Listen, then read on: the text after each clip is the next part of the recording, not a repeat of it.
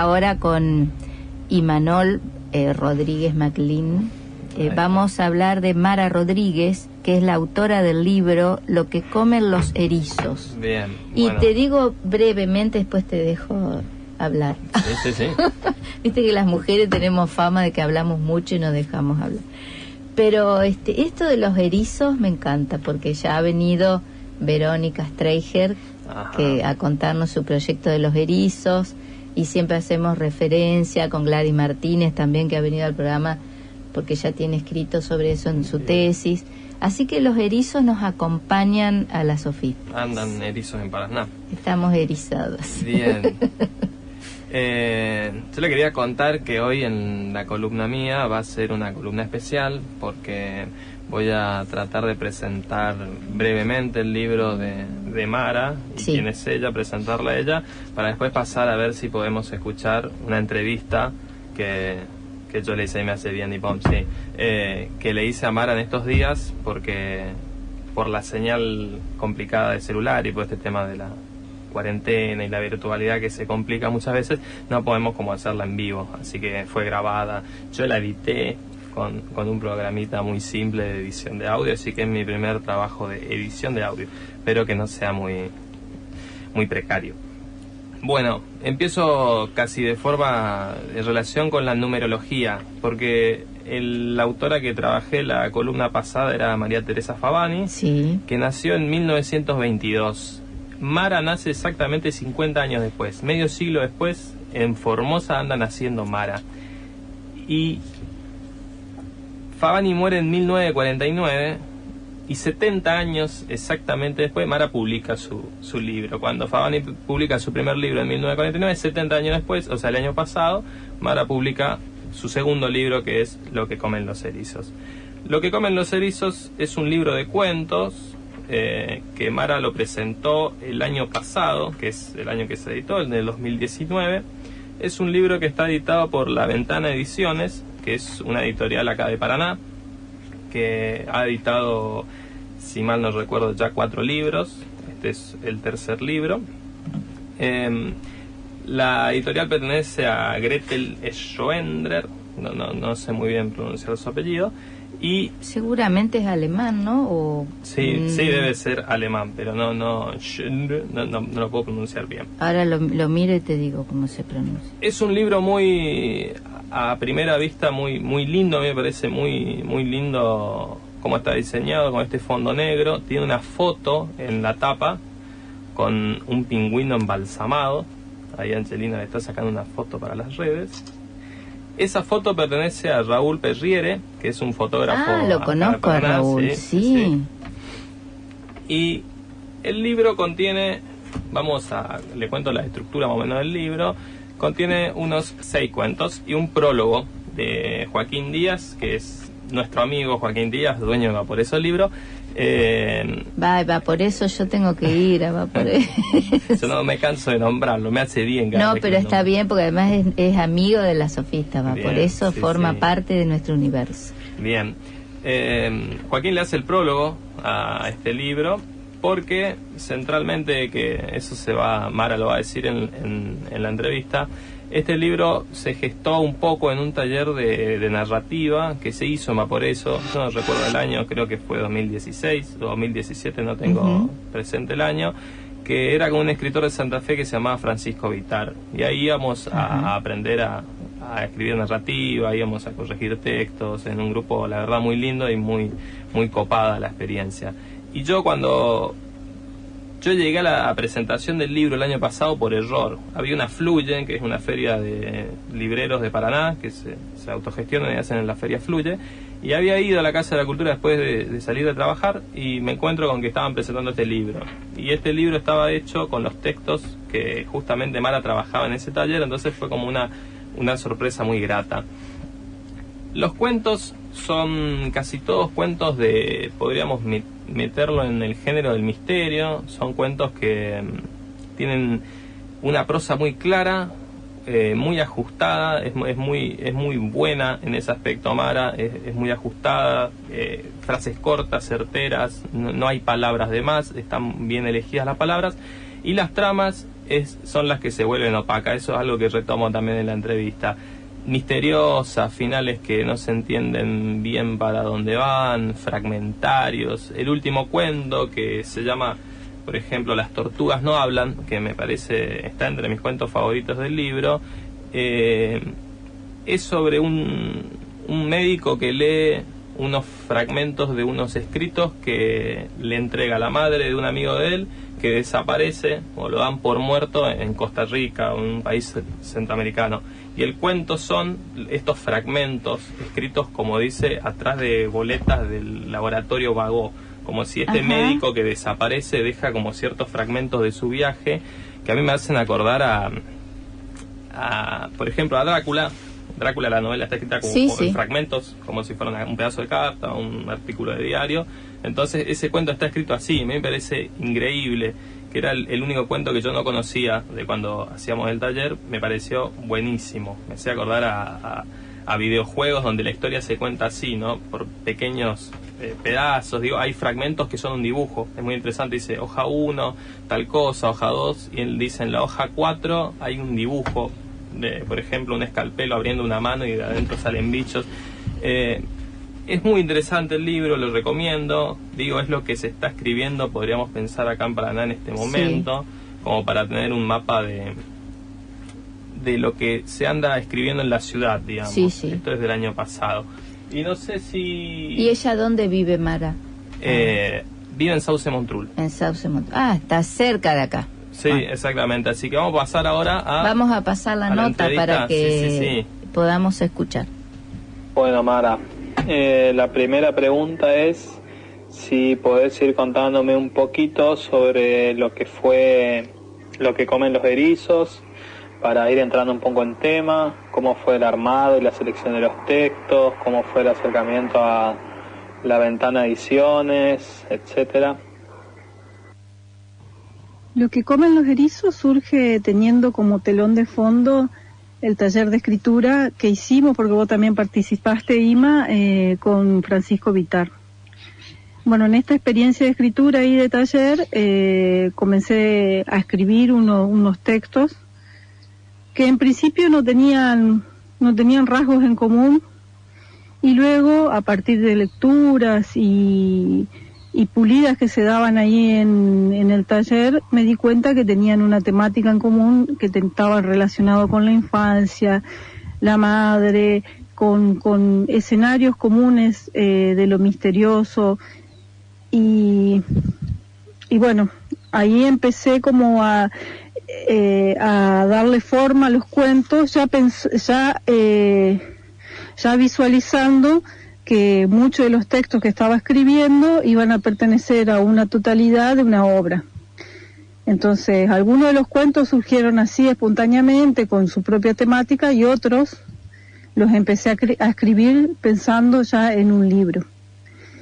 Y cuando tuve esta idea de la totalidad de la obra, la contacté a Gretel, que ella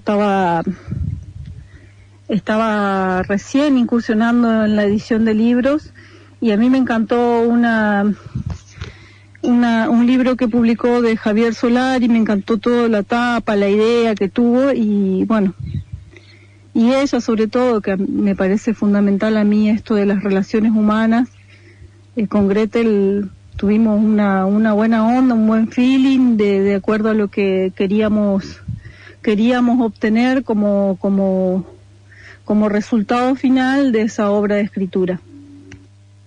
La selección de cuentos fue complicada porque no sabíamos, bueno, bien si muchos de los cuentos hacen referencia a Formosa, que es donde yo nací, si los teníamos que estructurar así por una referencialización geográfica, temática, y bueno, la decisión un poco la fue tomando ella como editora, y a mí me gustó la propuesta que me hizo en su momento, y bueno, quedaron así los cuentos estructurados como aparecen en el libro. Hay una recurrencia de lo corporal en todos los cuentos de lo que comen los erizos.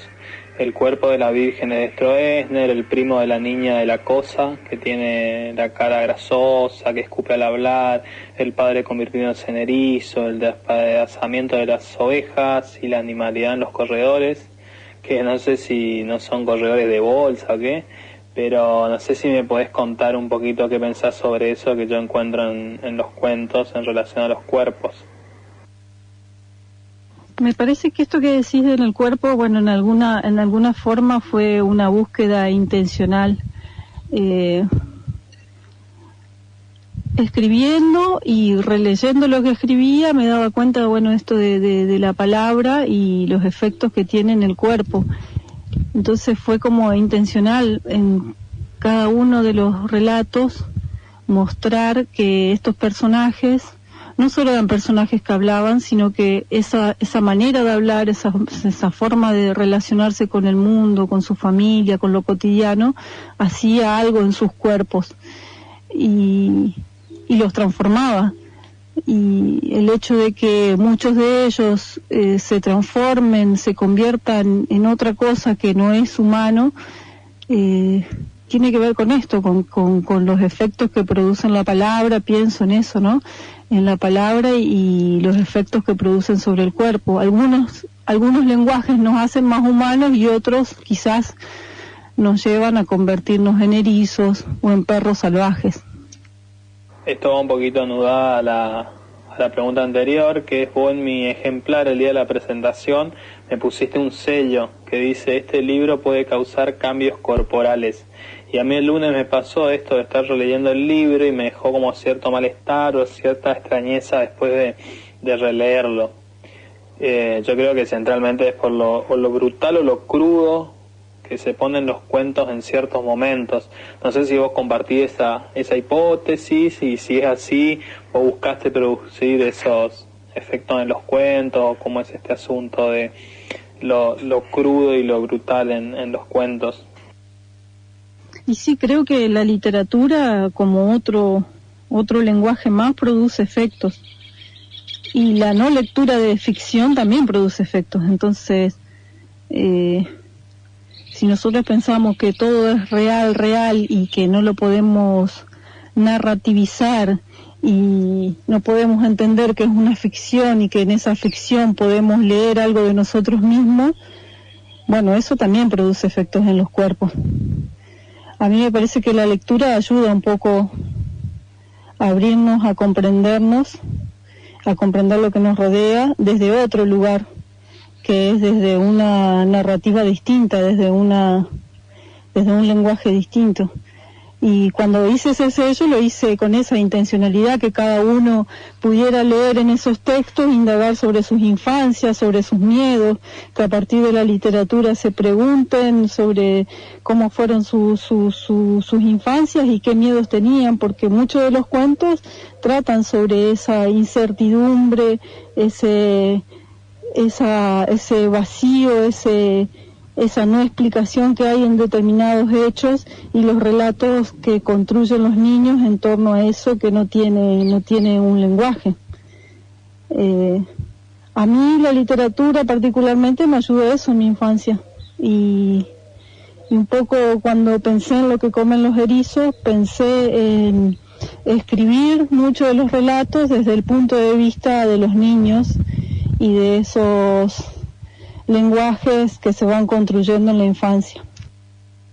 Quería preguntar también qué pensás en relación a la claridad en la prosa, porque en tus cuentos podemos decir que hay una claridad como en la forma de escribirlos, pero el contenido se vuelve como opaco y la trama queda como muy misteriosa, hay como callejones sin salida, cosas que nunca se resuelven. No sé qué opinión me puede dar sobre eso, digamos. También anudado lo anterior, te quería preguntar si crees que este misterio que aparece en tus cuentos está anudado como a algo más estructural de los cuentos, como que si el cuento siempre tendría que tener como un misterio, o es la condición fragmentaria del cuento la que produce que siempre haya como un misterio o no. Lo de la prosa viene también de un aprendizaje con Francisco Vitar. Él viene del cuento realista, del realismo puro, en donde el lenguaje es un poco más claro y no hay tanta metáfora, sino una intención más de describir y que las escenas produzcan un efecto por sí mismo. Y bueno, aprendí de él algunas cosas y me gustó esto de que el lenguaje no estuviese simbolizando nada, en el sentido de que no fuera todo metafórico, sino que la descripción bastara en sí misma, la descripción objetiva, las acciones en sí mismas bastaran para que condujeran a provocar un efecto sobre los lectores. No estar diciéndole al lector, bueno, esto significa esto y tenés que pensar así, sino mostrarle la escena al lector y que al lector le produzca los efectos que quiera esa escena. Por supuesto que, bueno, uno como escritor trata de que es el efecto deseado, ese de incertidumbre, también esto que contás vos de pesar, de que te pesa, que te angustia, se transcriba en la escena y no en una metáfora.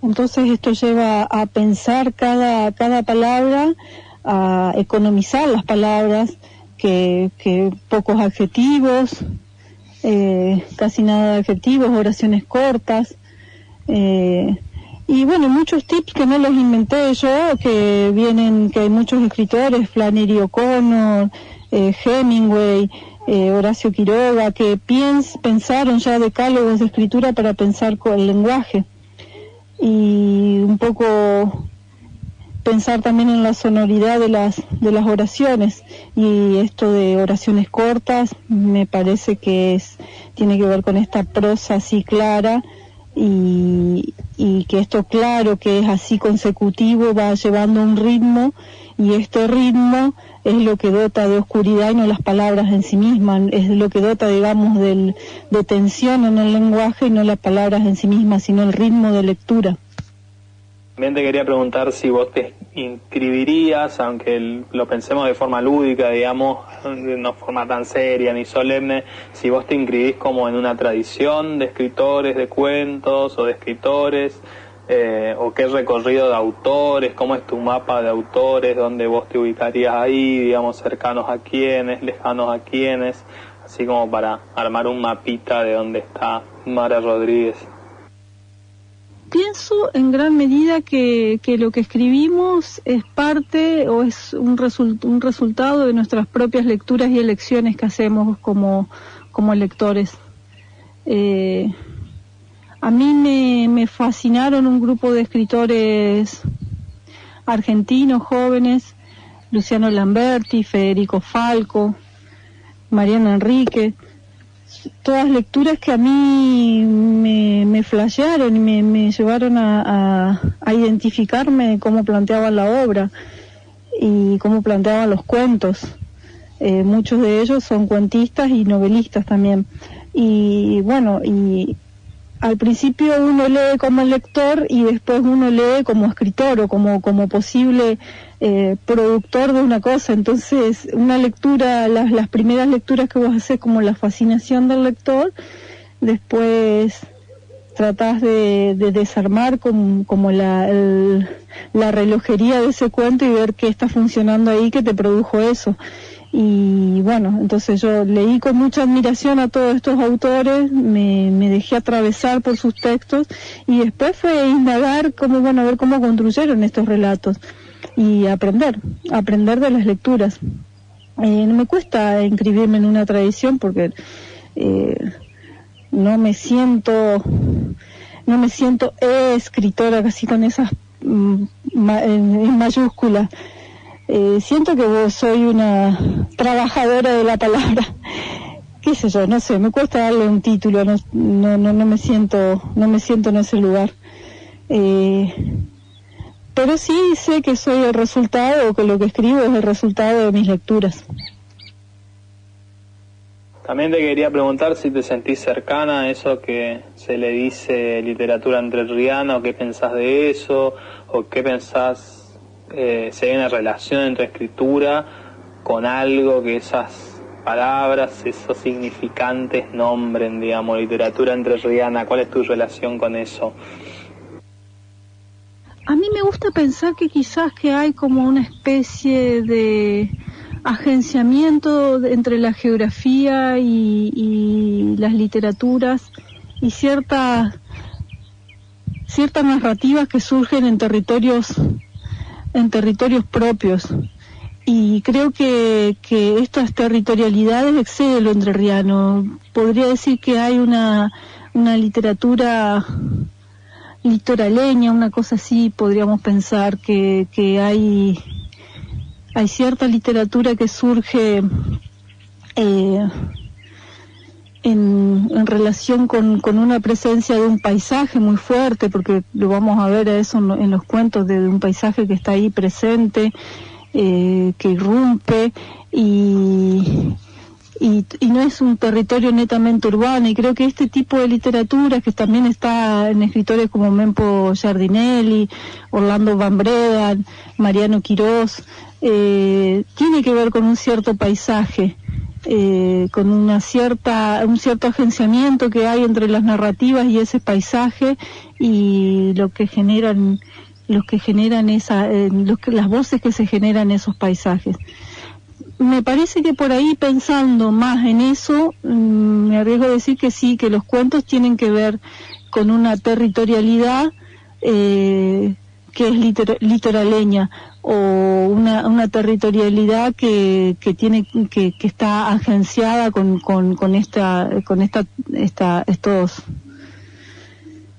estos espacios. Y para cerrar, quería saber qué relación tenés por ahí por la poesía, que es como hay un campo en el que yo ando más cerquita, y porque en tus cuentos hay como imágenes muy poéticas, la introducción de Joaquín tiene el nombre de una de esas imágenes. Veo un sopilote parado sobre el caparazón de una tortuga. La poesía, creo que los poetas son unos adelantados. Ellos vieron todo esto del lenguaje, de la economía del lenguaje, sobre todo muchas corrientes nuevas. Y bueno, la poesía nos enseña esto de la palabra justa, del efecto, el ritmo, y la narrativa no puede mirar para otra parte. No escribo poesía, me cuesta mucho, pero me gusta así leer, y veo que también actualmente en muchos poetas jóvenes también hay una búsqueda así de crear una prosa poética en la que abunden imágenes, o que quede una imagen en la cabeza del lector y que esa imagen en sí misma produzca un efecto, más allá de estar creando con una palabra o simbolizando algo. Y eso es fuerte y me gusta. Pero bueno, no tengo nada más para decir porque no escribo poesía, y me gustaría, quizás que es un desafío que tengo en pensar una prosa poética.